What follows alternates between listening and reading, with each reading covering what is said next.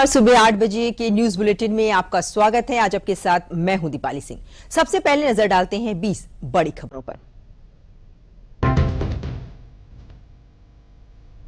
प्रधानमंत्री नरेंद्र मोदी ने वाराणसी में अमूल बनास डेयरी प्लांट सहित 13,500 करोड़ रुपए से अधिक की परियोजनाओं का किया लोकार्पण और शिलान्यास।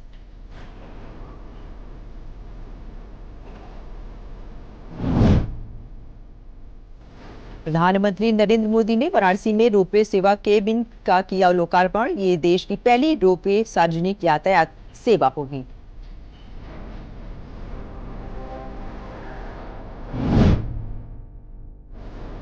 प्रधानमंत्री नरेंद्र मोदी ने कहा कि इस बार तो इनको जमानत बचाने के लिए बहुत संघर्ष करना पड़ेगा। मोदी की गारंटी है हर लाभार्थी को 100% लाभ। प्रधानमंत्री ने कहा कि 6 दशक के परिवारवाद, भ्रष्टाचार और तुष्टीकरण ने यूपी को विकास में पीछे रखा। कांग्रेस के युवराज का कहना है कि काशी के नौजवान यूपी के नौजवान नशेड़ी हैं, जिनके अपने होश ठिकाने नहीं हैं। पीएम मोदी ने कहा कि पशुपालक बहनें लखपति बन रही हैं। पहले जहां सामान्य गाय से 5 लीटर दूध मिलता है, अब गाय 15 लीटर तक दूध देती है। इससे बहनों को 1000 रुपए की कमाई हो रही है। पीएम मोदी ने कहा कि इस विकास परियोजनाओं में पशुपालन, रोड, स्पोर्ट्स, कौशल विकास, पर्यटन, स्वास्थ्य, एलपीजी समेत कई प्रोजेक्ट हैं। इससे बनारस समेत पूरे पूर्वांचल के नौकरी के बहुत सारे नए अवसर बनेंगे।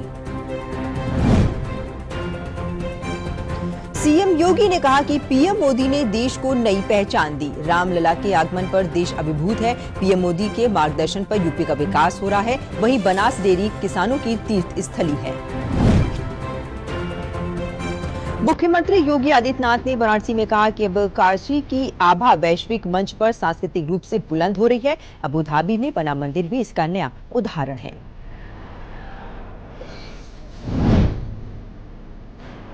प्रधानमंत्री नरेंद्र मोदी 25 फरवरी को गुजरात के राजकोट से वर्चुअल माध्यम से देश को 5 नए एम्स समर्पित करेंगे। इसमें उत्तर प्रदेश का रायबरेली एम्स भी शामिल है।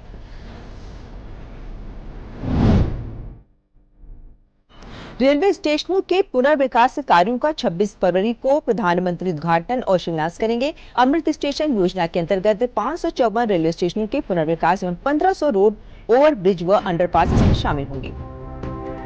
2047 के विकास भारत का विकसित रेल थीम पर पूरे देश में स्कूली बच्चों के माध्यम से विभिन्न प्रतियोगिताओं का किया गया आयोजन। प्रतियोगिता में दिखे बच्चों की प्रतिभा विजेता बच्चों को किया जाएगा पुरस्कृत।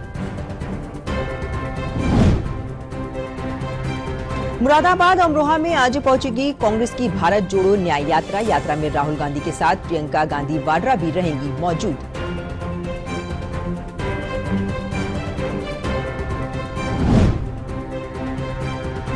फिरोजाबाद पहुंचे सपा प्रमुख अखिलेश यादव ने कहा गठबंधन हो गए, सीटों का बंटवारा हो गया। 25 फरवरी को भारत जोड़ो न्याय यात्रा में होने जा रहा हूं शामिल।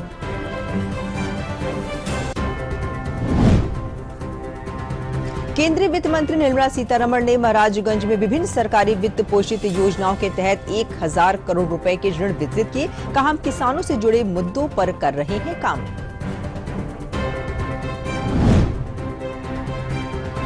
सीतापुर में नैमिषारण्य धाम पहुंचकर राजस्थान के मुख्यमंत्री भजन लाल शर्मा ने मां ललिता देवी मंदिर में माता की पूजा अर्चना की। राजस्थान के सीएम ने नैमिषारण्य के साधु संतों से भी की मुलाकात। भाजपा की लोकसभा चुनाव के लिए तैयारियां तेज। अलीगढ़ में भाजपा नेता एवं राष्ट्रीय महामंत्री संगठन बीएल संतोष और ब्रिज क्षेत्र अध्यक्ष ध्रुविजय सिंह शाक्य ने बैठक की। बैठक में संगठन के अब तक के कार्यों की समीक्षा की गई। फतेहपुर जिले में यातायात नियमों को तोड़ने पर एआरटीओ प्रशासन ने की बड़ी कार्रवाई। 80 चालकों के लाइसेंस किए निरस्त, जिससे सबसे ज्यादा गैर प्रांत के 50 चालक शामिल। चंदौली में समाजवादी पार्टी से जुड़े विश्वकर्मा समाज के पदाधिकारियों ने केंद्रीय मंत्री डॉक्टर महेंद्र पांडे के समक्ष भाजपा की सदस्यता ग्रहण की। केंद्रीय मंत्री ने भाजपा का पट्टा पहनाकर उनका स्वागत किया। माघ मेले का 5वां प्रमुख स्नान आज। संगम तट पर करीब 40 लाख श्रद्धालु लगा सकते हैं आस्था की डुबकी। माघ पूर्णिमा पर स्नान के साथ 1 महीने से चल रहे कल्पवास का होगा समापन।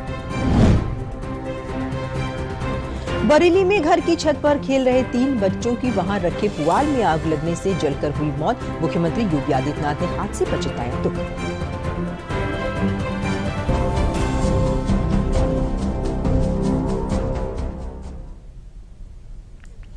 और अब समाचार विस्तार से। प्रधानमंत्री नरेंद्र मोदी का कल का दिन अपने संसदीय क्षेत्र वाराणसी के नाम रहा। अपने प्रिय सांसद का स्वागत जहां काशी वासियों ने दिल खोल कर किया, तो वहीं प्रधानमंत्री ने काशी को कई विकास परियोजनाओं की सौगात दी। इस अवसर पर पीएम मोदी ने राहुल गांधी को नशेड़ी के बयान पर घेरा और साथ ही इंडी गठबंधन और कांग्रेस पर जोरदार प्रहार करते हुए कहा कि इस बार चुनाव में इनकी जमानत बचनी भी मुश्किल है।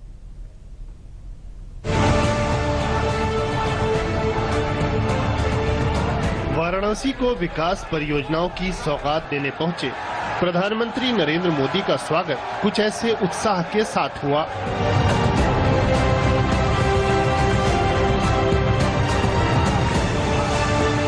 काशी की विकास यात्रा को नई रफ्तार देते हुए प्रधानमंत्री ने 13,500 करोड़ की विकास परियोजनाओं का शुभारंभ और शिलान्यास किया। स्वास्थ्य संबंधी बुनियादी ढांचे को मजबूत बनाने के लिए प्रधानमंत्री ने वाराणसी में नए मेडिकल कॉलेज और बीएचयू में नेशनल सेंटर ऑफ एजिंग की आधारशिला रखी। पीएम ने वाराणसी में राष्ट्रीय फैशन प्रौद्योगिकी संस्थान का भी शिलान्यास किया। खेलों से जुड़ी सुविधाओं को बढ़ावा देते हुए पीएम ने सिगरा स्पोर्ट्स स्टेडियम फेज 1 और जिला राइफल शूटिंग रेंज का भी शुभारंभ किया। पर्यटन और आध्यात्मिक पर्यटन को बढ़ावा देने, बुनकरों की सहायता और सड़क कनेक्टिविटी को मजबूत करने के लिए भी कई परियोजनाओं का शुभारंभ और शिलान्यास हुआ। पूर्वांचल में नई श्वेत क्रांति की शुरुआत करते हुए पीएम ने बनास काशी संकुल का लोकार्पण किया। 30 एकड़ में स्थापित संकुल की प्रतिदिन क्षमता 10 लाख लीटर की है। यहाँ दूध से जुड़े अन्य उत्पाद भी बड़े पैमाने पर तैयार होंगे। पीएम ने ही 2 साल पहले इसकी आधारशिला रखी थी। बनास डेयरी प्लांट का शिलान्यास मैंने 2 वर्ष पहले किया था। तब मैंने वाराणसी सहित पूर्वांचल के तमाम पशुपालकों को, गोपालकों को इस प्रोजेक्ट को तेजी से पूरा करने की गारंटी दी थी। आज मोदी की गारंटी आपके सामने है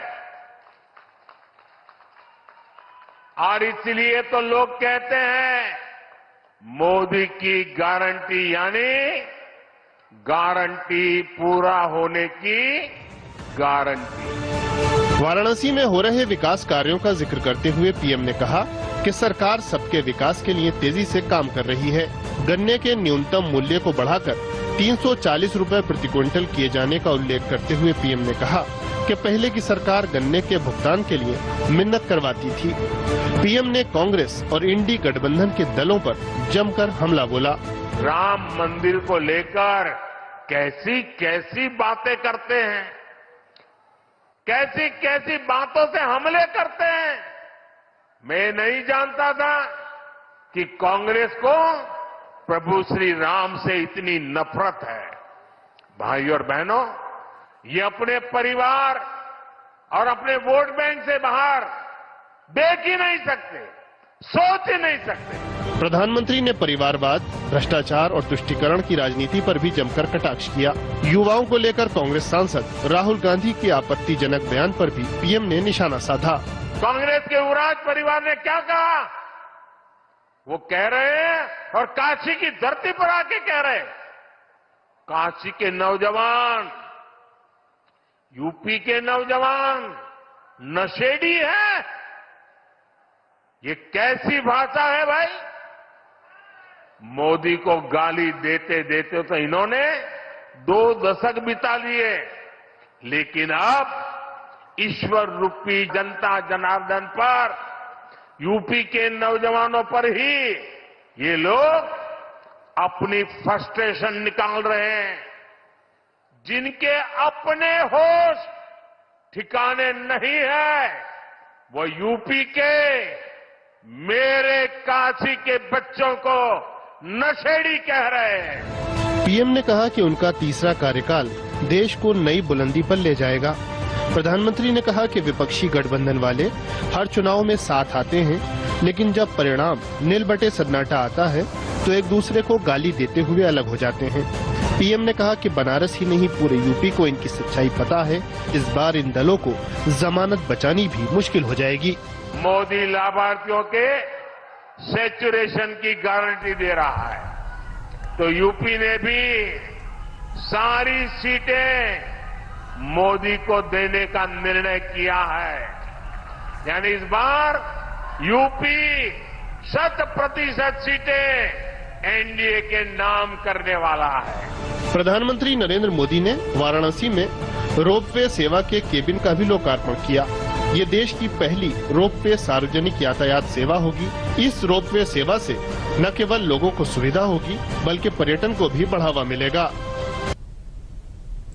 वाराणसी के सीर गोवर्धन स्थित संत रविदास मंदिर जाकर कल प्रधानमंत्री नरेंद्र मोदी ने दर्शन किए और मत्था टेका। उन्होंने प्रसाद भी ग्रहण किया और दर्शन के बाद प्रधानमंत्री जब रविदास पार्क के लिए चले तो सड़क के दोनों ओर लोगों की भारी भीड़ ने पीएम का अभिवादन किया और मंदिर परिसर में पीएम मोदी ने संत रविदास की प्रतिमा का अनावरण भी किया।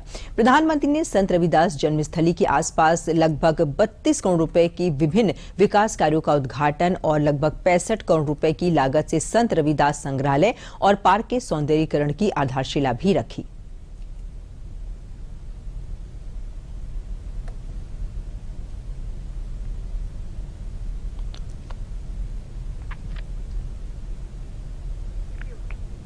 पीएम मोदी ने श्री गुरु रविदास महाराज जी के 647वें प्रकाश पर्व समारोह को संबोधित किया। श्री गुरु रविदास महाराज जी की जन्मस्थली सीर गोवर्धनपुर में आयोजित इस कार्यक्रम में बड़ी संख्या में लोग शामिल हुए। पीएम ने संत रविदास महाराज जी के महान योगदान को याद दिलाया।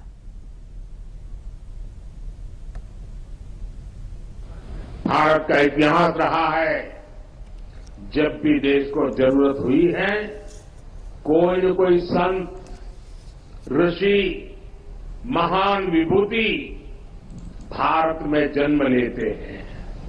रविदास जी तो उस भक्ति आंदोलन के महान संत थे जिसने कमजोर और विभाजित हो चुके भारत को नई ऊर्जा दी थी। रविदास जी ने समाज को आजादी का महत्व भी बताया था और सामाजिक विभाजन को भी पाटने का काम किया।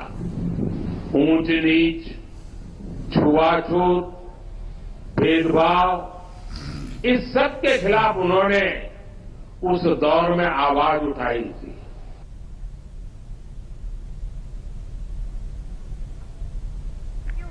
इस अवसर पर पीएम मोदी ने कहा कि सरकार संत रविदास जी महाराज के विचारों को आगे बढ़ा रही है। पीएम ने कहा कि सरकार की जन कल्याणकारी योजनाओं का सबसे अधिक लाभ वंचित और पिछड़े वर्ग के लोगों को ही मिल रहा है। समानता वंचित समाज को प्राथमिकता देने से ही आती है। इसलिए जो लोग, जो वर्ग विकास की मुख्य धारा से जितना ज्यादा दूर रह गए, पिछले 10 वर्षों में उन्हें ही केंद्र में रखकर काम हुआ है। पहले जिस गरीब को सबसे आखिरी समझा जाता था, सबसे छोटा कहा जाता था, आज सबसे बड़ी योजनाएं उसी के लिए बनी है। इस योजनाओं का दुनिया में सबसे बड़ी सरकारी योजनाएं कहा जा रहा है।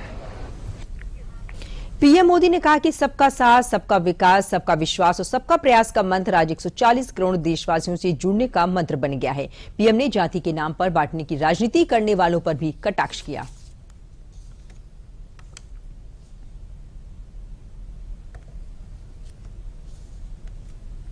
जब कोई किसी के साथ भेदभाव करता है तो वो मानवता का नुकसान करता है। अगर कोई जात पात के नाम पर किसी को भड़काता है तो वो भी मानवता का नुकसान करता है। इसलिए भाई और बहनों, आज देश के हर दलित को, हर पिछड़े को एक और बात ध्यान रखनी है। हमारे देश में जाति के नाम पर उकसाने और उन्हें लड़ाने में भरोसा रखने वाले इंडी गठबंधन के लोग दलित वंचित के हित की योजनाओं का विरोध करते हैं और सच्चाई ये है कि ये लोग जाति की भलाई के नाम पर अपने परिवार के स्वार्थ की राजनीति करते हैं। देश के सहकारी क्षेत्र को मजबूती प्रदान करने की दिशा में बड़ा कदम उठाते हुए प्रधानमंत्री नरेंद्र मोदी आज नई दिल्ली के भारत मंडपम में सहकारी क्षेत्र के लिए कई महत्वपूर्ण पहलू का उद्घाटन और शिलान्यास करेंगे। पीएम मोदी सहकारी क्षेत्र में विश्व की सबसे बड़ी अनाज भंडारण योजना की पायलट परियोजना का उद्घाटन करेंगे। इस परियोजना को 11 राज्यों में 11 प्राथमिक कृषि ऋण समितियों में संचालित किया जा रहा है। इस पहल के तहत पीएम गोदामों और कृषि से जुड़ी अन्य बुनियादी सुविधाओं के निर्माण के लिए देश भर में अतिरिक्त 500 PACS की आधारशिला भी रखेंगे। पीएम देश भर में 18,000 PACS में कंप्यूटरीकरण के लिए परियोजना का उद्घाटन भी करेंगे। इस महत्वपूर्ण परियोजना को 2,500 करोड़ रुपए से अधिक के वित्तीय परिव्यय के साथ मंजूरी दी गई।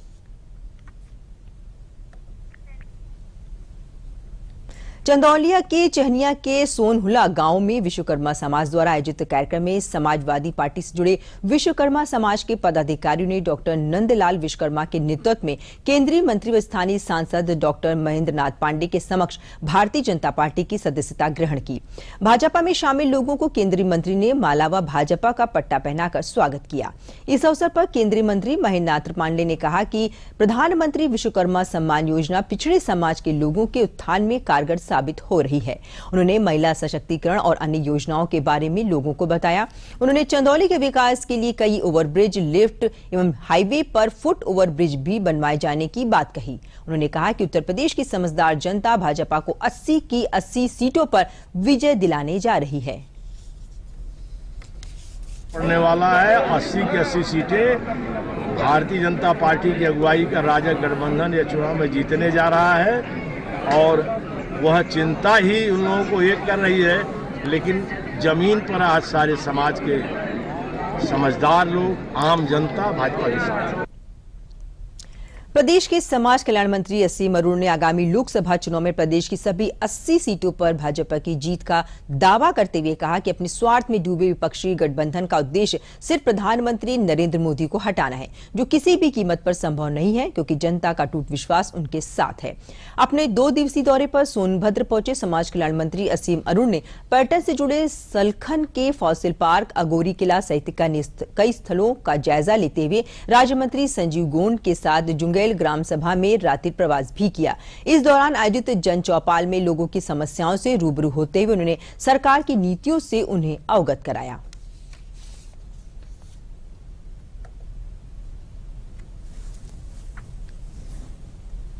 जहां एक और हम $1 ट्रिलियन की इकोनॉमी बनाने के लिए काम कर रहे हैं, यानी अर्थव्यवस्था का तो बहुत तेजी से बढ़ा रहे हैं।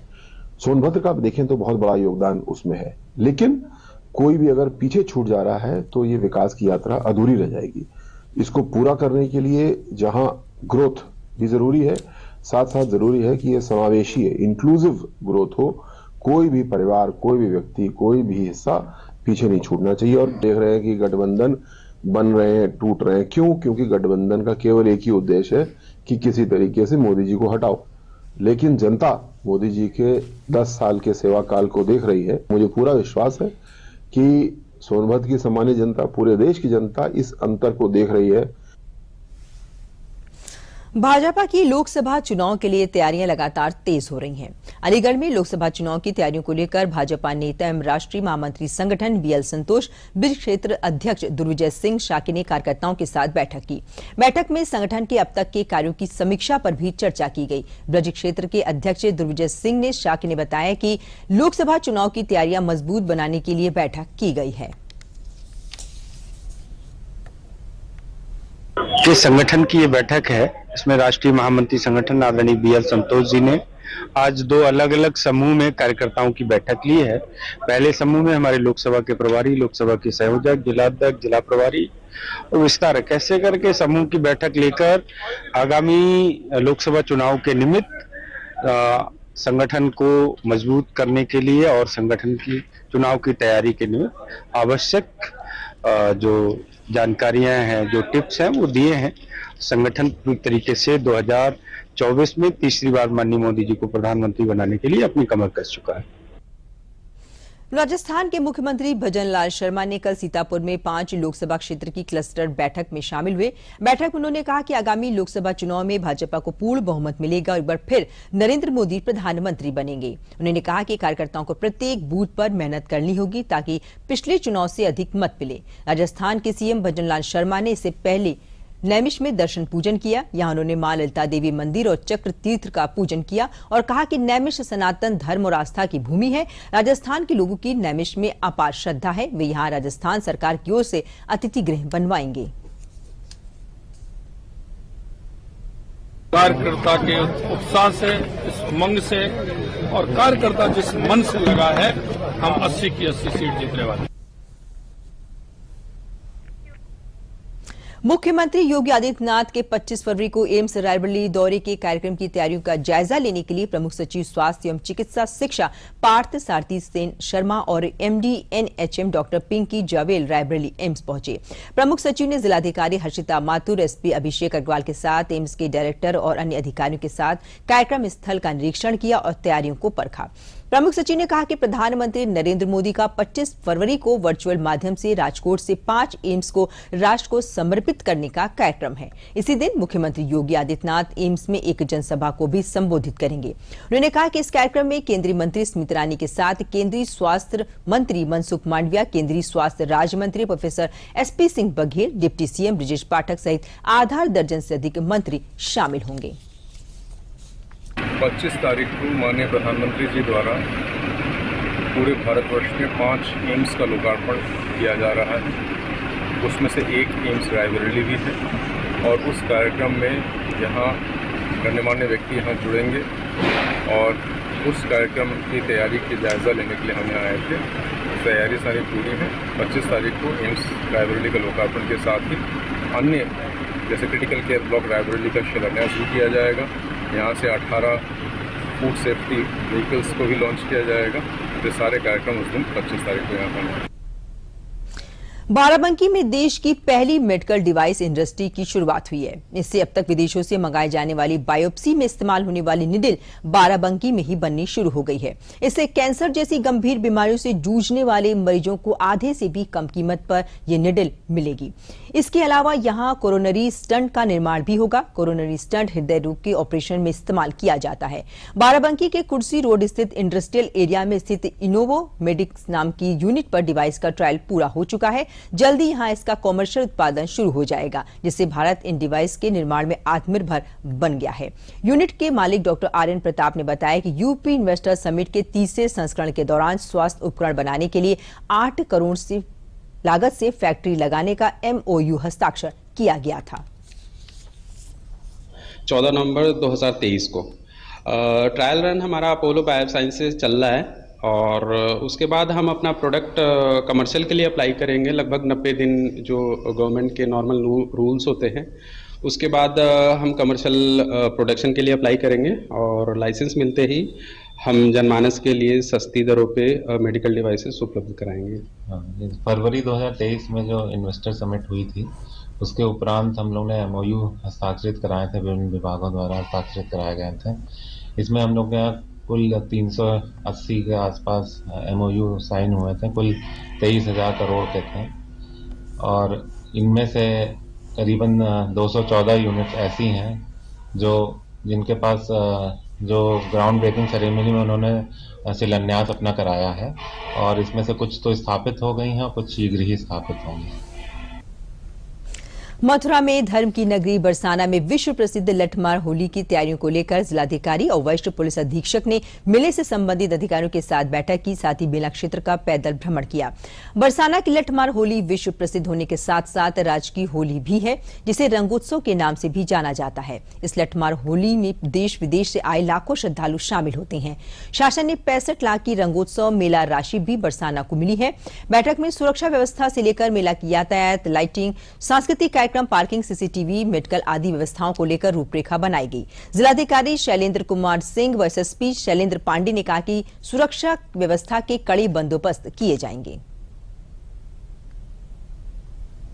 इस त्योहार को जो त्यौहार की मर्यादा है, उस हर्षोल्लास के साथ इसको सभी लोग मनाएं। लाखों की संख्या में श्रद्धालु आते हैं, वो सुविधाजनक तरीके से दर्शन कर सके, होली का आनंद ले सके, सुरक्षित वातावरण में परंपरागत तरीके से ये होली संपन्न हो, इसके लिए समस्त व्यवस्थाएं सुनिश्चित की जाएंगी। देखिए, नंदगांव और बरसाना की लठमार होली सभी जानते हैं कि पूरे विश्व में प्रसिद्ध है और इसकी एक अपना गौरवशाली इतिहास रहा है, इसकी अपनी रवायत रही है, परंपराएं रही हैं। उसको दृष्टिगत रखते हुए आज यहाँ पर हम लोगों ने सभी संबंधित विभाग के हमने और वरिष्ठ पुलिस अधीक्षक महोदय ने एक बैठक करी। बैठक में जो मंदिर प्रबंधन से जुड़े लोग हैं, जो नगर पंचायत से जुड़े लोग हैं, जो विभिन्न विभाग के अधिकारीगण हैं, जो यहाँ के आम जनमानस हैं, उन सब लोगों से हम लोगों ने विमर्श किया। जो विगत में व्यवस्थाएं की गई थी विगत लठमार होली में, उस पर चर्चा परिचर्चा की गई और उन व्यवस्थाओं को कैसे बेहतर किया जा सकता है उस बारे में हम लोगों ने विमर्श किया है।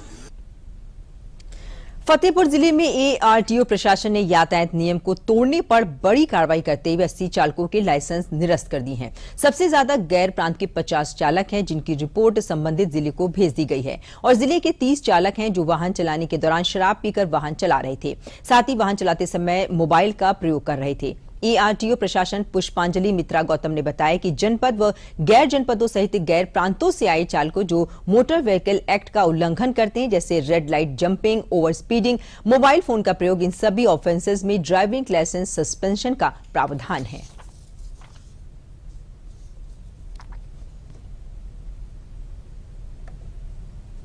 जनपद में या जनपद के बाहर इस राज्य के अन्य जनपदों से आए या फिर अन्य राज्यों से आए जो विभिन्न ऑफेंसेस में मोटर व्हीकल एक्ट या रूल का जो वायलेशन करते हैं, जैसे कि over speeding, red light jumping, mobile phone का प्रयोग, ओवरलोडिंग, इन सभी ऑफेंसेस में डीएल सस्पेंशन का प्रावधान है।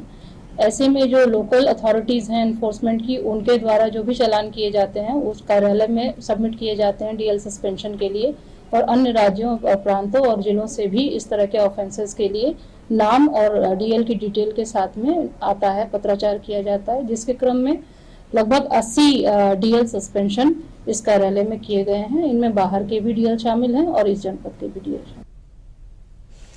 फिरोजाबाद में समाजवादी पार्टी के राष्ट्रीय अध्यक्ष अखिलेश यादव ने नगर के पूर्व विधायक अजीम और बसपा के टीटू जाटव सहित अन्य तमाम लोगों को अपनी पार्टी में लेने की घोषणा की। इस दौरान अखिलेश यादव ने बेरोजगारी और महंगाई का मुद्दा भी उठाया। अखिलेश यादव ने यह भी कहा कि सरकार विपक्ष पर ईडी का डर पैदा कर रही है। पूर्व मुख्यमंत्री ने आरोप लगाया कि उनकी पार्टी ने 2000 करोड़ रुपए से ज्यादा के बजट से अमूल प्लांट लगाने का काम किया था, जिसमें 100 करोड़ रुपए फिरोजाबाद को दिए गए थे, लेकिन वहां अब मशीन धूल खा रही है।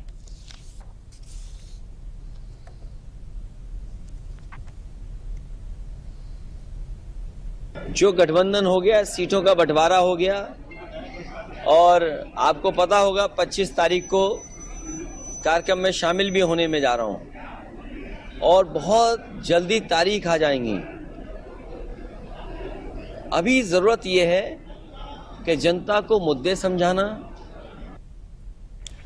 उत्तर प्रदेश मिलेट्स पुनरुद्धार योजना के अंतर्गत आजमगढ़ के किसानों के साथ साथ आम जनमानस को मिलेट्स और उससे होने वाले स्वास्थ्य संबंधी लाभ विषय पर जागरूक किया गया। यहां कृषि विभाग द्वारा आयोजित जनपद स्तरीय प्रदर्शन, रोड शो व मिलेट्स रैली को जिलाधिकारी विशाल भारद्वाज ने कलेक्ट्रेट भवन से हरी झंडी दिखाकर हरिऔध कला केंद्र आजमगढ़ के लिए रवाना किया गया। वहीं जन सामान्य के आहार में श्री अन्न को बढ़ावा देकर संतुलित आहार की ओर प्रेरित करने के निमित्त हरिऔध कला केंद्र आजमगढ़ में आयोजित मिलेट्स रेसिपी विकास उपभोक्ता जागरूकता कार्यक्रम भी आयोजित हुआ। इसी के साथ ही जिलाधिकारी द्वारा मिलेट्स के लिए लगाए गए उत्पादों के स्टॉलों का अवलोकन कर उनकी गुणवत्ता को परखा गया। इसी के साथ समाचारों का बुलेटिन यहीं समाप्त होता है। नमस्कार।